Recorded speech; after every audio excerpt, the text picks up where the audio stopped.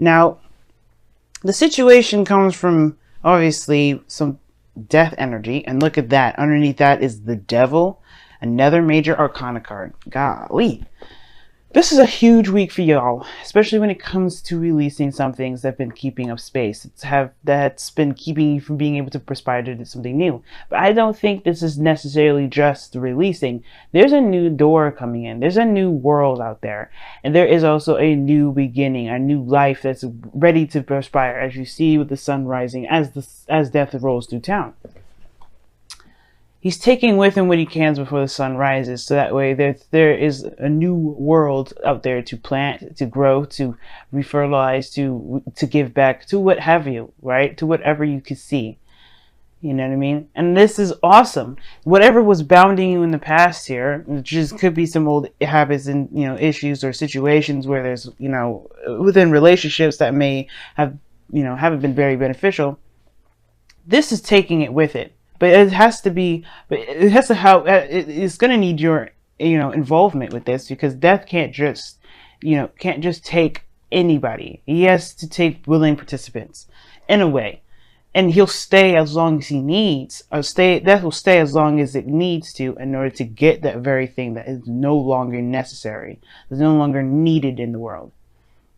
Now, there are perspectives that we do gain from situations and lessons that we learn from our experiences that can benefit us forward. But there's some things that are attached to those lessons that don't necessarily benefit us, that keep us back.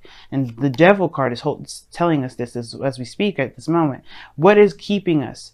Our willingness to continue a certain pattern that may not show the beneficial, beneficial to our existence, because the devil's taboo. There could be fun and wonderful things to do, or things that soothe us or help us escape. But does that really actually get us to our goal? Probably not. And there may be things here that, regarding a relationship here that, some things that may feel like you can't do anything or you feel trapped in. This is taking it with it, but you have to comply. You have to surrender, and you have to release that thing so that way you can move forward. Not forgive and forget. This is not what that means. It is saying to remember, but forgive. The pain, the resentment, the emotional portions of things, or something that's keeping you and holding you back from being able to give anew. And death will stay as long as it needs. That's why death can usually take a long time, because change is difficult. Change is hard. And even if the sun does rise, death will be like, whenever you're ready. And we are never ready, because death comes strolling into town. People are devastated, as you see in the card. People are just shocked by it, because death is not anticipated. Death can be anticipated, because you could tell someone may be dying through illness, right? But this is not about physical death. This is talking about, nobody's ready to give up certain things. Nobody's ready to leave something behind, even if it's for good reason why they are holding on to those very things. But it doesn't make it right for them to stay. It doesn't make it right for no growth to happen or to come of it at all. It plagues things. So this is the situation that we're working with now. We're working on change and transition and moving forward and leaving behind the crops that are spoiled and gone. Not holding on and wishing for things to just be the way, be better, and really start taking action on those things. And how do we do that? By forgiveness and giving ourselves compassion first. We have to give compassion where we can for ourselves. And forgiveness is never to necessarily forgive the other person. Because, that is, why should you have hatred in your heart for any way to even hold resentment for someone? But really the forgiveness is about forgiving the situation for occurring the way it did to cause you such great pain. But in a way, to wish yourself well from here on, We are human beings. We live in a world where error is our middle name, but that doesn't make it doesn't mean that everything we do is meant to fail. It doesn't mean that everything we do is a failure or doesn't see in our eyes or through our eyes. It doesn't mean it doesn't succeed.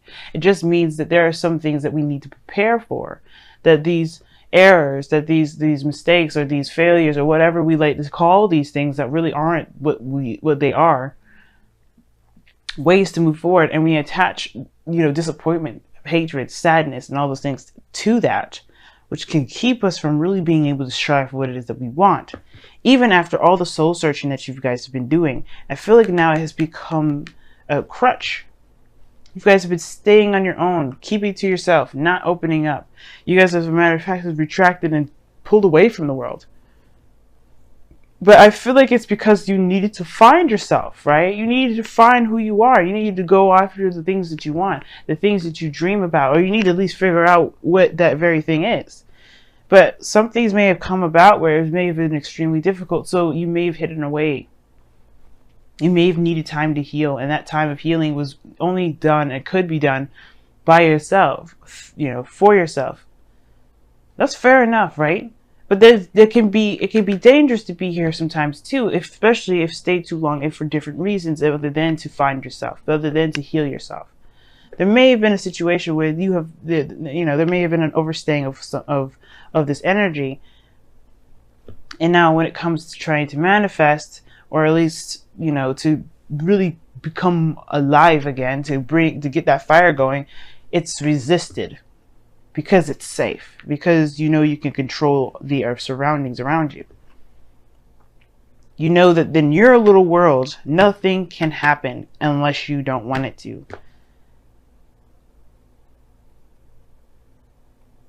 Well, unless anything can happen nothing can happen unless you want it to. Rather, what I just said, I had to play it back in my mind. I've not what I was trying to say, but I just didn't say it right. Nothing can happen in your world unless you want it to. But does that make it? But do you grow from that? The Hermit card talks about growth, and the Hierophant is the challenge, is the obstacle. Staying within a box of conformity. Now, this is a card I wouldn't see necessarily upset for you, Taurus, because this is your card. But there's some things, there's some traditions, there's something here sometimes that keep us in the box, that keep us from being able to be our truest selves. This isn't necessarily to be in a box and to conform to just any old thing. Yes, it's traditions. Yes, it's customs. Yes, it's following policies and government and organizations and all that such. But the Hermit. And the Hierophant here is talking about one thing only, is committing to the self. Committing to what you believe is correct for you, and abiding by those traditions of the self. The priest doesn't abide by the church because it's the church. He believes in God. He believes in the higher, in the higher power. But he believes that his abilities are attached to that, so therefore he commits to himself. It's a very interesting way of looking at it, but it is the case. So if there's something that needs to change about the way things have been for you, then it's okay, because that is something that it goes against what you believe. It goes against yourself.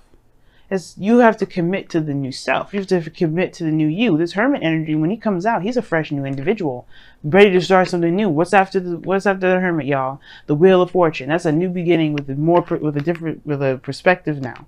With not really with a perspective, but another opportunity and another shot at something that you thought, that not necessarily that you thought was gone, but more so that you have another opportunity to use what you know now. Right? Which is showing you that situations are not failures. Situations are ways or different things, opportunities to see something differently, so you have the opportunity later to utilize it, like the Hermit card at this moment. So the Hierophant here is really talking about committing to the self, committing to you, committing to what you believe in. Not necessarily conform, don't get conformed. I don't feel like you have to conform to things that you don't agree with anymore. Even if this is, with family. Even if this is with your own beliefs. If this is with your own your truths, your own customs. Whatever. Like your own personal stuff. But most importantly, this probably has to do with, Like I said, like what things, routines that you have, that you have set due to past situations where you felt like you weren't powerful, where you felt like where you couldn't take control. Because in the past, you have the Chariot. You did take control. You did take, you did hold on to the Sphinx. You did, balance situations out. You got victory through that. You've grown so much. You made progress. The Chariot talks about progress too, just as much as it talks about willpower. And I feel like you guys had the helm, and you guys really rode that chariot to the best that it can. Probably rode it till the wheels fell off. That's why this situation is coming up now, because perhaps you're trying to ride a chariot that no longer functions as a chariot. It's not even usable now. Perhaps this is just like the thing. The thing is that perhaps even more so than ever, that you're in this place now, like where the Hermit energy, when you've retracted, you've learned a new self, you've healed yourself, you're aware of some things now that you are not aware of before, but the old way is not working for you. And sometimes it could be that you may be trying to do the old thing and trying to, do the old same old thing, because this is something that you know very well, and has been your identity potentially for some time.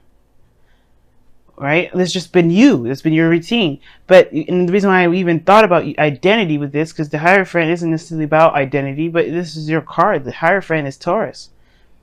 So perhaps this is just what you're known for, is just doing things a certain way. But what if you don't agree with those things anymore? And I feel like that's what your thing is. Your dilemma is that you want to do something totally different, but not necessarily that you don't know how, but perhaps this is, it's hard to leave the old things behind, because there was reasons behind the ways that you did things. The reasons why you had certain, beliefs, or certain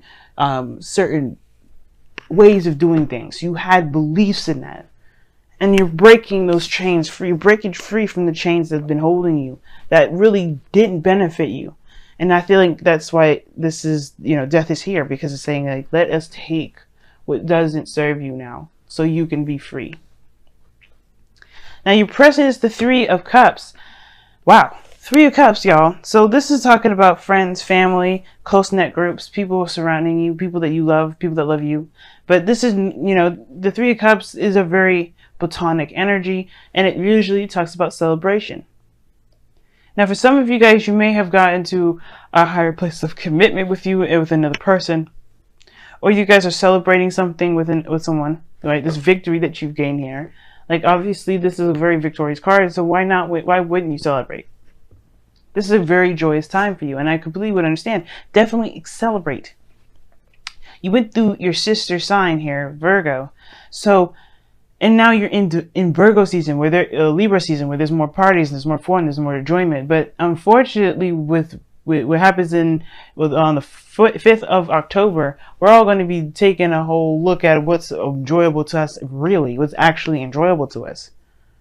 So the Three of Cups is wonderful and all, and it talks about celebration, which is totally acceptable and totally understandable, considering what you guys have gone through and what you guys push to do it now. But I feel like this may not be necessarily something that you enjoy. I think that it's been a hard time coming, but I feel like at the same time, maybe this whole thing with the Hermit and the Hierophant and death even now, it's like you're questioning whether or not this is something that you actually want to celebrate now.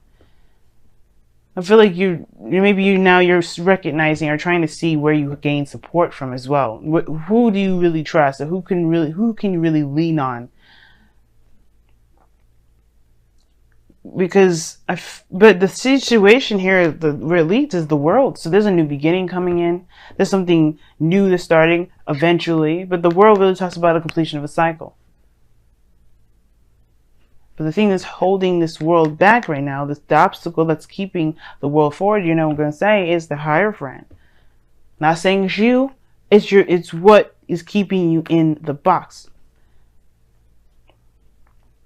I feel like these people that you are surrounding yourself with, they're wonderful people, nothing wrong about them, but they may be influencing to stay within the kids, the same old.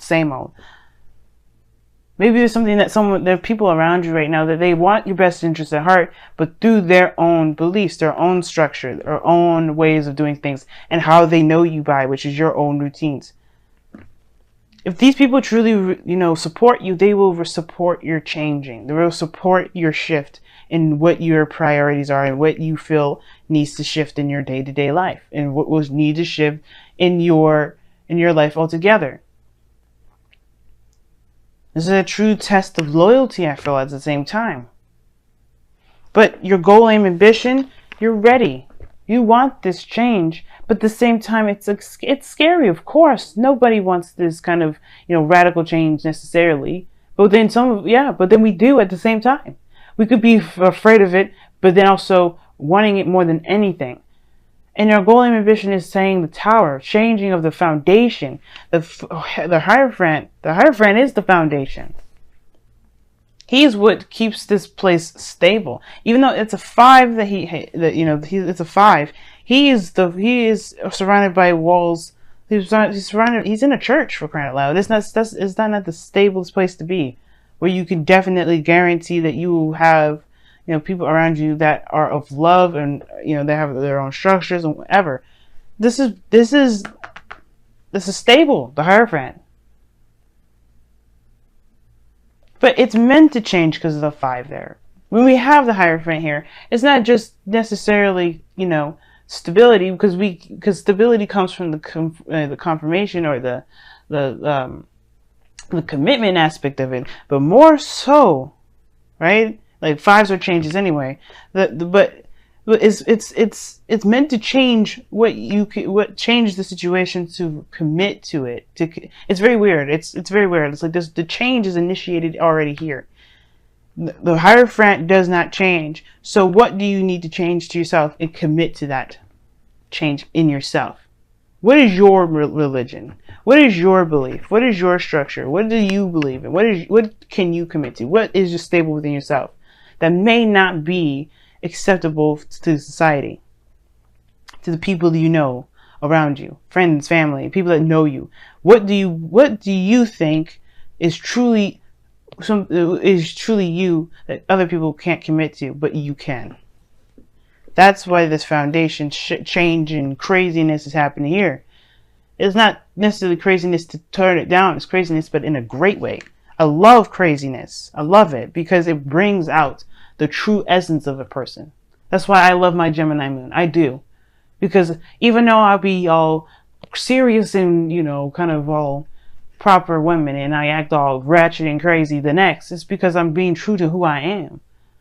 We all have crazy parts of ourselves, Taurus, and I feel like you're finding you're crazy, and that's great. Not saying that you guys are acting crazy and this is what you need structure and stuff. Not at all. I feel like it's time to tap into that you, the you that has different emotions, that have different feelings, that doesn't necessarily commit to a life that doesn't necessarily remind them of themselves or make them feel good about themselves anymore. That's, why I'm saying all this as well, that you may have a situation where you're celebrating is all great and all, but you're not sure because of the 9 of Wands. Yes, the 9 of Wands, you're exhausted, you're tired, you're beat down, and you're defensive. You have your walls up surrounding the people around you. And the fact that the Hermit's there is already telling me that, yeah, there may be a time of celebration, people around you, but there may be some people that at the same time, you may not be enjoying it because you're not really connecting with the people here. Something is ringing true to you is that maybe the thing that you're blocking off is something that you may not want anymore. The 9 of Wands talks about not giving up, though.